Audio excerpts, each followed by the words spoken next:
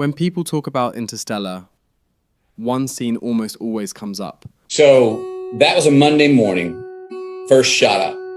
It's not a scene about knowing the dialogue. It's not about saying the right word. It's about reacting. I walk in and I'm pretty much I'm in my own zone. I'm not looking anybody else in the eye. I'm in my own zone to receive whatever is going to happen in the scene. When Christopher Nolan was getting ready to rehearse the scene, this is what Matthew did. We were rehearsing live, roll. And what you see in that take, that's the first take.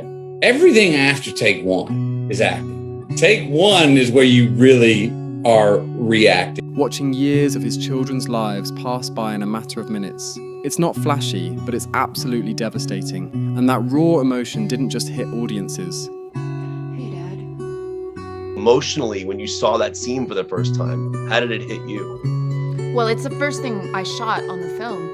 So I hadn't worked with the other actors yet. And there was like this small little room that they had built. And I was with Chris. And he was just like, okay, let's just go. Just, let's try it. Super calm. You once told me that when you came back, we might be the same age. And today I'm the age you were when you left. And so I do it. And I think the great thing about shooting it that way is acting-wise, it felt like I was trying to reach someone who was unreachable because I really couldn't connect. So in the way that Murph feels so abandoned and so alone, it was this sense of like desperately needing intimacy and closeness and a connection and not being given it. It'll be a real good time for you to come back.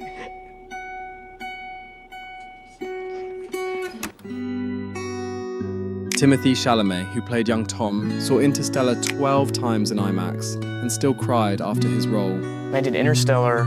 I saw that 12 times in theaters in IMAX. Because you loved it. Because I loved it, and in fact, I saw it and I loved it, but then I went home with my dad and I wept for an hour. Why? Because I just figured my part was bigger or something. Oh, I don't know, no. They didn't even cut anything. I just figured, I don't know what I figured. It just felt so giant when you were that's doing exactly it. And while you were reading That's it, the sets were so big. Yeah. Also, there's this, I have this monologue in space. That's McConaughey's most brilliant acting in the movie where he's getting those video logs. Oh, I don't know if you've seen, he starts yeah. weeping, and it's really amazing. And the whole thing plays on him, as it should, because that moment's about him. Whatever. What But I'm in the theater and I was like, I had incredible stuff here. I know. And then it cuts like a grainy computer screen. Working with Christopher Nolan is described as being deeply collaborative, with filmmakers and actors praising his hands-on approach, focus on practical effects, and commitment to creating a realistic and immersive experience for the audience. I've never worked with a better leader. I cannot say I've ever worked with a better problem solver. And half of the problems he just solves by pure will. That everything must keep moving forward. Keep moving forward. He never goes backwards. He never goes backwards. He won't go reshoot anything. Even if you found out something was wrong, I don't think he would reshoot it. Doesn't allow chairs, and his reasoning is if you have chairs, people will sit, and if they're sitting, they're not working. Gosh, working with Christopher, you're there to work. There is no complaining. There is no, you're in extreme situations and you just go through it. Like Anne was in ice water, up to her shoulders, whatever. She went through it. Matthew's on the glacier, not being able to look down because he's in the space suit. I was getting dust chucked in my face every day. And that's your job, you're doing it. Anne Hathaway even trained with a weighted vest to make sure her scene was perfect for Chris. I was actually just talking about this the other day because the costume was very heavy, and I asked to try it on, and I got asked to, I'd like to test it in water before I have to, there's a sprint sequence in it, and so I got taken to a pool, and I ran about 20 yards, and I said, that's enough, I know everything I need to know, and I went straight out and bought a weighted vest, and I spent the next, 8 weeks just running up and down trails in LA, just trying to build up my stamina and my strength to be able to bear the weight of that. There's a physical component to filmmaking that I think people often misunderstand. There's a grit that you need And granted, there's like also craft service and like people give you water and ask if you're okay all the time, so it's a balance, but you do need to have steeliness. You do need to be willing to go that extra mile. It's an amazing art form, and it's something that you truly can turn yourself inside out for. And that's all I just wanted to say was it was a pleasure to get to run across Iceland in this spacesuit in mid-thigh height water again and again and again and again, as many times as Chris needed. But watching Interstellar felt different. Nolan built worlds that felt so real. On my films, I try to shoot as much in camera as possible. On Interstellar, my last film, for example, we didn't use any green screens.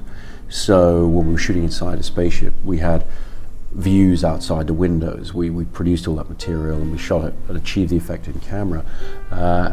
And when you're asked... Even the bit where Matthew McConaughey's tumbling through a sort of space-time continuum, if that indeed is what he's doing. Indeed. We built a set for that. And we enhanced it with visual effects, and visual effects technology has been wonderful for enhancing those things and increasing the vocabulary. But sometimes when you're asked to justify these things like not using green screen, you have to just bring it down to, well, it's so much more fun to do it. It's fun for the actors, it's fun for me. There's nothing more dispiriting than when you turn up to work and there's just a green screen and a couple of actors in front of it. It's really, the magic's not there. And then there's the science. Nobel Prize winner Kip Thorne wasn't just a consultant, he was practically a co-author of the film's physics. The black holes, the time dilation, all of it grounded in real theory. Well, so suppose that you were to measure the circumference around a black hole. And so you go marching around and around, and you see that the circumference is 30 miles. And then suppose that you measure the diameter. You would think that diameter ought to be 30 divided by pi, or 10 miles. Roughly 10. But no, you measure that diameter, and it is enormously larger than 10 miles. It may be 1,000 miles, it may be 1,000,000 miles. It's unbelievably large. So space is warped. And you might ask me, well, how is it possible that you can have a huge diameter and a small circumference? Don't the laws of Euclidean geometry forbid it? The answer is yes, they do, so Euclidean geometry doesn't apply.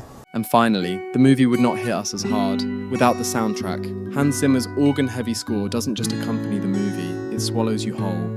I sat down and I wrote this piece really about what it feels like to be a father and what it feels like to have a son, and I was writing about my son. When he played me the piece of music which became the basis for the entire score, I thought it was absolutely perfect and captured the emotional qualities of the film that I wanted. And it was at that point that I told him that it was actually a large-scale science fiction film. I hadn't given him any clues about that. I think what that did for him is it set him very firmly in a direction relating to the heart of the film. It was very important to me that the music not pay any attention to the genre of the film. What I wanted to do was to engage Hans in a very pure creative process. What I wrote for Hans to get him started was some dialogue that I'd written for the film mixed with some ideas behind the film without any indications as to genre or scale, just to free him up from that. This is, of course, where Chris gets tricky, really about a father and his relationship to his son. It's only later on that I found out that the son wasn't a son at all, it was a daughter. Don't let me leave,